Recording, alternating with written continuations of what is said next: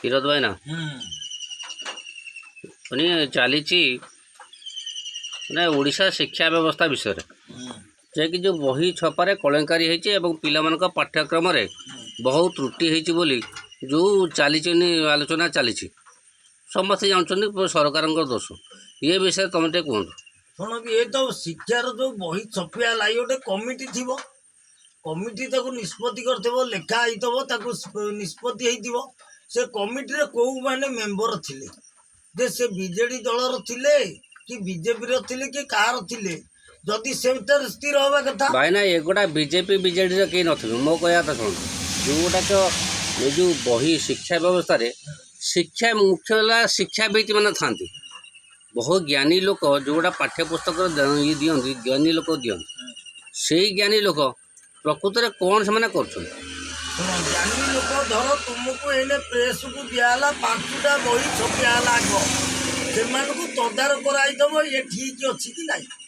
ସେ ତକ ଠିକ୍ କରିଦେଲେ ପରମୁହୂର୍ତ୍ତରେ କିଛି ଯଦି ଷଡ଼ଯନ୍ତ୍ର କରି ସରକାରକୁ ବଦନାମ କରିବା ପାଇଁ ଅନ୍ୟ ବହି ଛପେଇଥାନ୍ତି, ତାହେଲେ କ'ଣ ତମେ କରିବ? ଲାଷ୍ଟ ପିରିୟଡ଼ରେ ଧର ଶିକ୍ଷାବିତ୍ ମାନେ ଦେଖିଦେଲେ ନାଇଁ ଆମ ଲେଖା ଅନୁଯାୟୀ ଠିକ୍ ଅଛି, ଆଉ ଯେତେ ଛପେଇ ହେବ ଆ ଦେହରେ କିଏ ଛପେଇଛି, ସେ ଛପେଇବାର ଅଭିଜ୍ଞତା ଅଛି ନା ନାହିଁ, ଯେଉଁମାନେ ଦେଇଛନ୍ତି ତାଙ୍କୁ ଲେଖିକି ସେ ଠିକ୍ ନା ନାହିଁ, ନା ଆଙ୍କର ଯେଉଁ ଶିକ୍ଷାବିତ୍ ବୋଲି କହୁଛନ୍ତି ସେମାନେ ବସିକି ତାଙ୍କର ଯେଉଁ ଛପେଇଥିଲେ ସିଏ ଠିକ୍, ପର ମୁହୂର୍ତ୍ତରେ ଅନ୍ୟ ବହି ଛପେଇବା ଯଦି ହେଇଛି ସିଏ ଭୁଲ ହେଇଛି।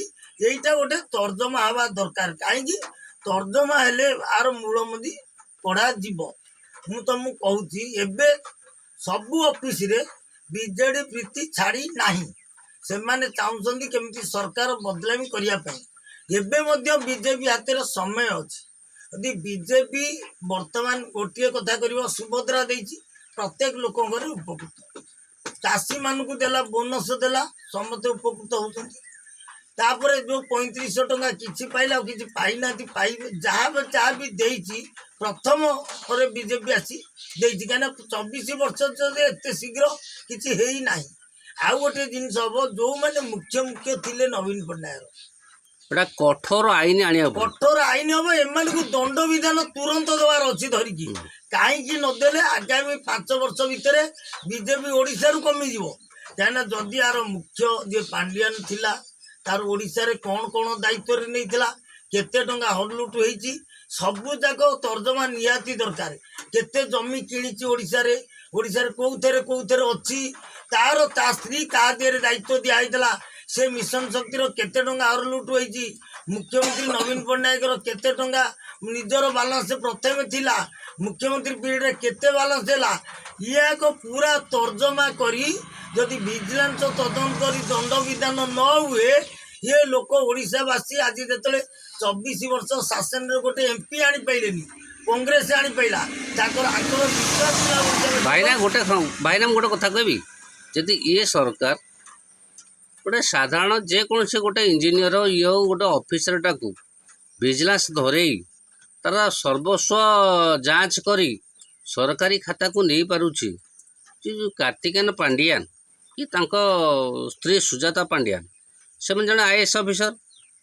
IAS ଅଫିସରଙ୍କ ଦରମା କେତେ, ତାଙ୍କ ଖାଦ୍ୟପେୟ ଭଲ ମନ୍ଦ ସେମାନେ ଖର୍ଚ୍ଚ କେତେ, ଆଉ ସେ ଯେଉଁ ଅଚାଚଳ ସମ୍ପତ୍ତି କିଣିଛନ୍ତି ସେ କୋଉ ପଇସାରେ କିଣିଲେ, ତା ଉପରେ ତର୍ଜମା ହଉଛି। କଥା କହିଲ, ଏଇଟା ଯଦି ଗୋଟେ ଅଫିସରଠୁ ଆଦାୟ ରିକଭରି ଦଣ୍ଡ ବିଧାନ ହଉଛି, ଆଙ୍କଠୁ କାହିଁକି ନ ହବ? ହବ ଯେ ଯୁଦ୍ଧ କାଳ ଭିତରେ। କାହିଁକି ଯେଉଁ ଲୋକଙ୍କର ଭରସା ଥିଲା ଆମ ଓଡ଼ିଶାର ପ୍ରିୟ ହିନ୍ଦୁ ଧର୍ମ ପରମ୍ପରା ଜଗନ୍ନାଥଙ୍କୁ ବାରଦ୍ୱାର କରେଇଲା, ତା ଫଳ ପାଇଲା। ଯେଉଁ ପାଣ୍ଡିଆନ କେବେ ଦଣ୍ଡ ବିଧାନ ହବ? ଗୋଟିଏ ଉଦାହରଣ ଦଉଛି, 1999 ମସିହାରେ ଗୋ ଖାଦ୍ୟ ମାମଲାରେ 100 କୋଟି ଟଙ୍କା ଲାଲୁ ପ୍ରସାଦ ଯାଦବ ଖାଇଥିଲା, ତା ପର ମୁହୂର୍ତ୍ତରେ ତାକୁ ଦଣ୍ଡ ବିଧାନ ଦିଆହେଲା। ସେଇଭଳି ୟାଙ୍କୁ ଦରକାର ହେଲେ ଏମାନେ ସମସ୍ତେ ଜାଣିବେ, ସରକାର ଯେଉଁ ଅଫିସିଆଲ ଲେବୁଲରେ ଯେଉଁ ଢିଲା କରୁଛନ୍ତି ଏମାନେ ବି ରାଇଟ୍ ହେବେ। ଯଦି ପ୍ରଥମ ବିଜେଡ଼ି ଦଣ୍ଡ ବିଧାନ ଭୋଗିଲା, ତାହେଲେ ଲୋକ ଜାଣିବେ ବିଜେପି ଶାସନ ଠିକ୍।